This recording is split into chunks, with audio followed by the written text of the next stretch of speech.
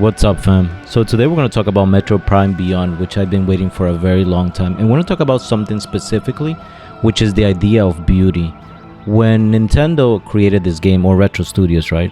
They understood something very intrinsically about Metroid Prime. That Metroid Prime is a very, very beautiful game. When it first originated in the Nintendo GameCube, the graphics, it was very pinnacle. It was something incredibly immersive and something that almost felt very real to the touch. And Nintendo understood that. And even though time has passed, Nintendo's in modern times doesn't have that graphical power to create the same identity that they had with the original Metroid Prime. So when they looked at something like Metroid Prime Beyond, they understood that they had to overcome that leap, but still being able to deliver that core message that Metroid Prime used to be, which is this idea of beauty. And this is where Metroid Prime Beyond gets its philosophy, to truly understand the concept of how something should look beautiful beyond its graphical power. When we look at the idea of what Beyond is, what we're really touching upon is looking at an object, or let's say at a collection of designs and concepts, and moving further into what they are. And I think this is what Nintendo's trying to do with Metroid Prime Beyond, is truly deliver a sense of infinity where you're looking at it, but not only looking at it, but gaining a certain almost spiritual effect to the moment. And that spiritual effect for the moment is what carries this entire weight of infinity with you.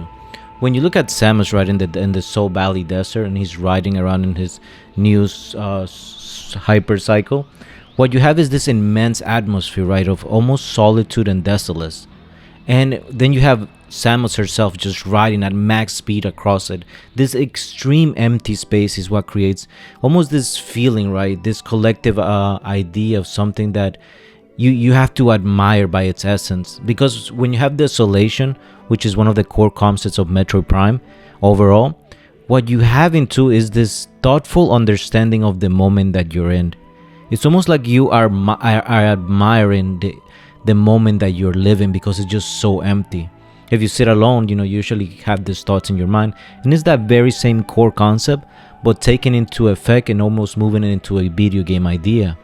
Samus is really just cutting through open space of infinity, and you can relate that to the cosmos, right? A boundless, something boundless and alive, with wind and the whispering of the sun rays to a cosmic scale. It's something just beautiful.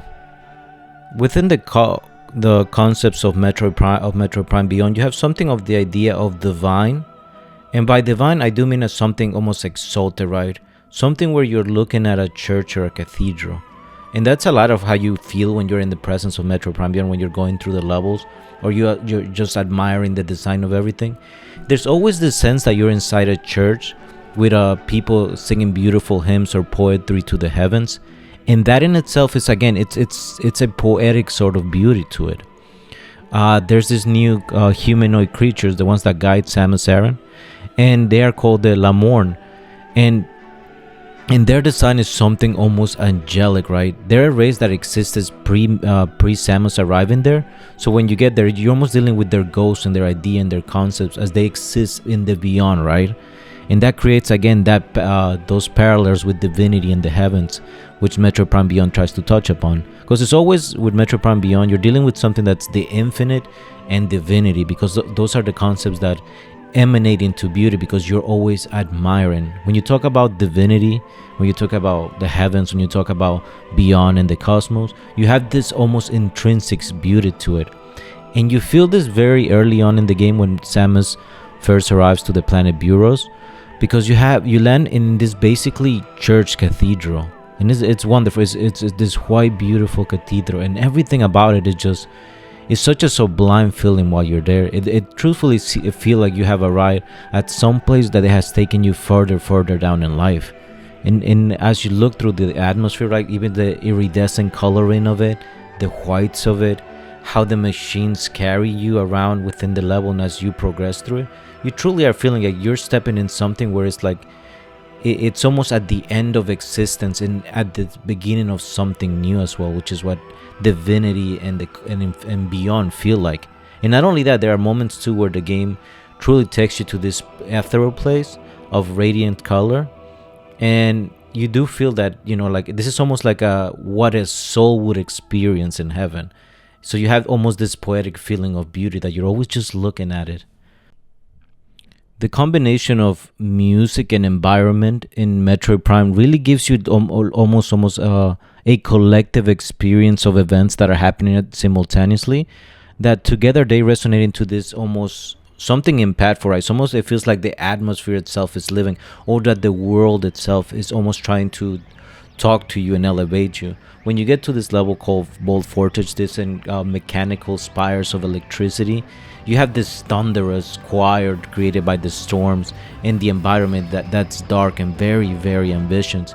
The electricity surges throughout the entire atmosphere, and you have, as Samus walks in through the rain, everything kind of collects itself, right, to give you a feeling of a moment that you're living, and that feeling then gets elevated by the music, a music that just that transmutes itself across the entire atmosphere. The music is carried along to the throughout the spires of electricity, and you feel that as you ride your motorcycle in this level. It's something truly. It's a beautiful feeling that you get, right? And this is what Metroid Prime Beyond is trying to speak to you. That the scene itself, it's something that you have to admire by its beauty and its complexity. And it doesn't require you to have this incredible, deeper graphics than other games, but it uses what it has, and it just, because it's resonating with every single other element in the level, whether it's the music, the sound, the flooring, the texture, the rain, all of them, because all of them are working together, it feels like you're being delivered something that's trying to speak to you at different levels. One of the things too is that Metroid Prime Beyond is trying to, in order to create this sense of beauty and admiration, and in that sense create something that's more beyond, what they're trying to do is like give you as much detail in an environment as possible. So a lot of levels, like you feel like they're almost, you almost kind of touch them, right? You almost kind of touch them and feeling as almost they've been created by something. They have this innate feeling of it, like there's a thoughtful execution to everything, which is the construction of stone temples, where is the grassy lush greens, the environments, the plants, the animals, the enemies that you're facing. Everything sort of feels very, very alive. And this is because Samus is traversing through a very small area in the map, but the designers were able to create almost this immense feeling within those areas. It always feels like it's something alive, no matter what room you're stepping into, which is something very admirable in its execution. And the fact that this is a first-person game too, you get to experience everything as almost you're living within it. And this also makes sense, especially with Samus Aran, and sometimes you can see the particle effects within its cannon, or maybe the raindrops or her reflection in the mirror. You're always sort of experiencing something that is beautiful, or the environment as you traverse through it. In older Metro games, you were kind of lost in the environments, right? Because it was a feeling of exploration. It was a very deep level of exploration. It was room after room after room in this incredibly complex maze. But in Metroid Prime, what they have to do is that create an environment within each room that you feel elevated by it.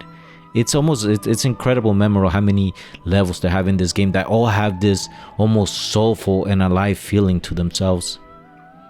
I think you should also look at this too, like there's this idea of almost harmonic isolation, which is what Samus Aran is experiencing through her journey. You're basically alone, right, in a desert environment. You're going through it. You're admiring the plants, but you have this sense of music throughout all of it.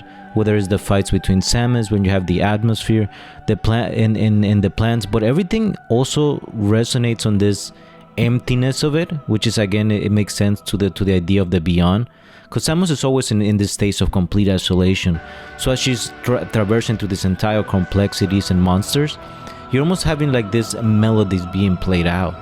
So her entire life and atmosphere is just a constant sound wave, right, through just empty space. And everything becomes very melodic in its essence. From this big, huge boss fights that have this incredible thunderous feeling to themselves, then you have this incredibly quiet moments, and let's say this big ice level where only the wind and the coldness kind of breeze. So the sound is always carrying you throughout this incredibly empty space that Samus have to walk towards. And you as a player too, right? You always have this sense of you don't know where things are. You're completely blind in your traversion. You can almost see this as going through space, right? Just emptiness of space, a complete solitude of infinity, and you're just going through this small pecks of light trying to discover things. And that's how a lot of this Metroid Prime field game feels. Is it because it's not like the other ones where they have a bit more complexity to their environments in the way that you go about. The maps are a bit more complex. You can kind of get really lost.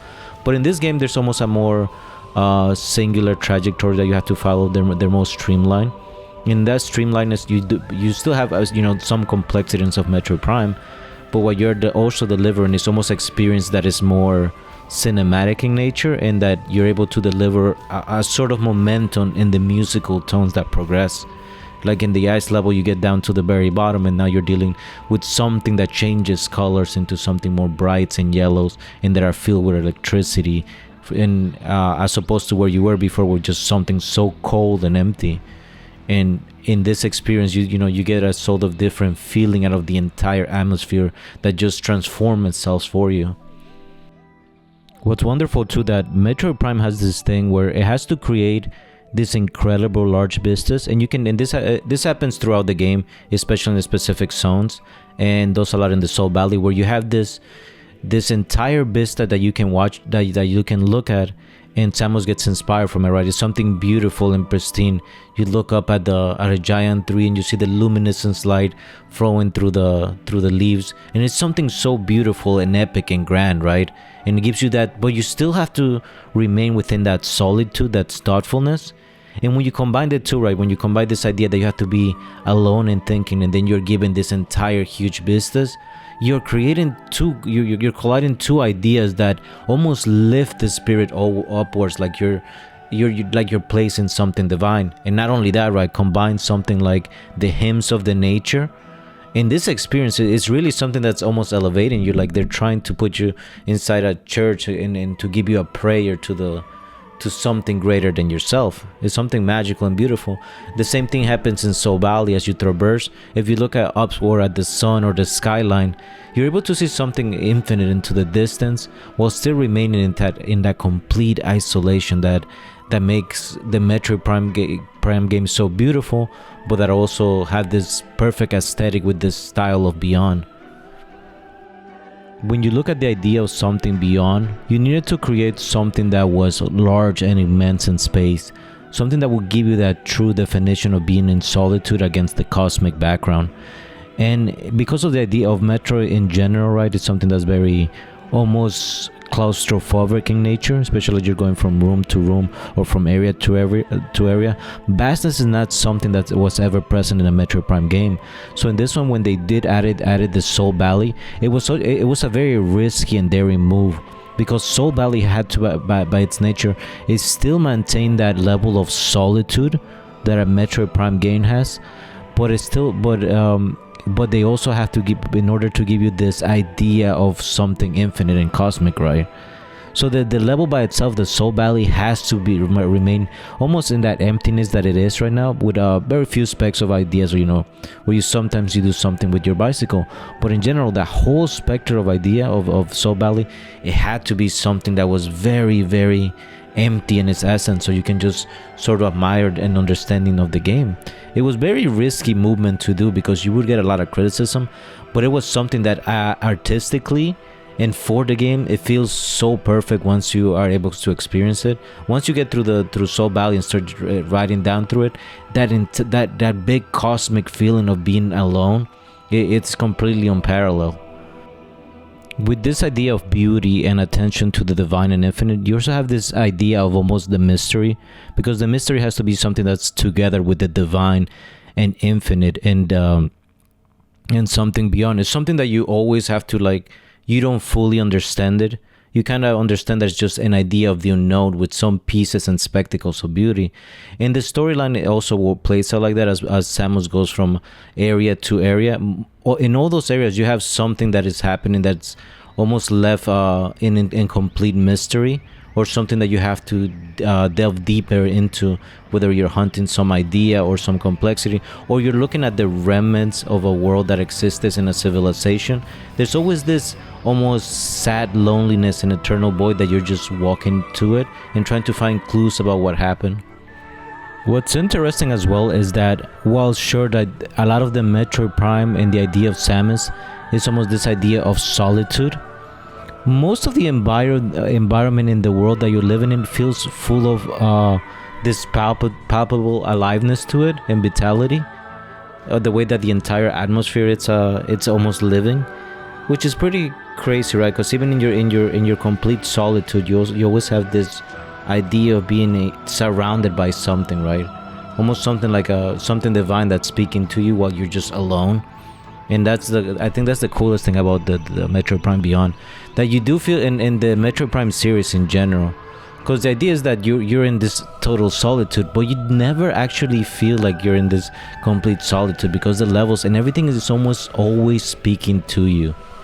There's always this innate grace to everything, something touchable, right, that you have to admire. So there's always that connection and connectivity between your brain and the idea that's being traversing through the environment. You're just connecting the admiration, right? You're just looking at the vapor of the wind, the clouds. Could be a bunch of other things, could be the bioluminescence, could be animals, and there's always something talking to you. So it's almost like this very spiritual effect, right? Like something that's surrounding you in this complete solitude, but you're always speaking to it as well, right? Because you're understanding it, you're looking at it, and you're living through it.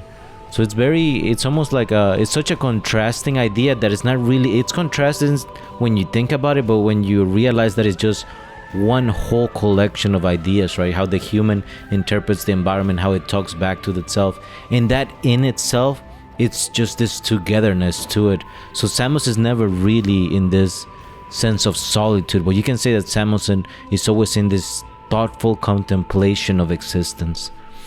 I think we'll just leave it at that, fam. Metro Prime Beyond is beautiful. It's one of the best games, obviously, I played this year, or last year, because we're in 2026 now.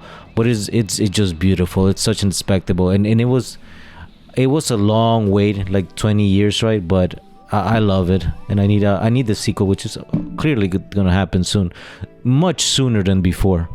All up, fam. GG's.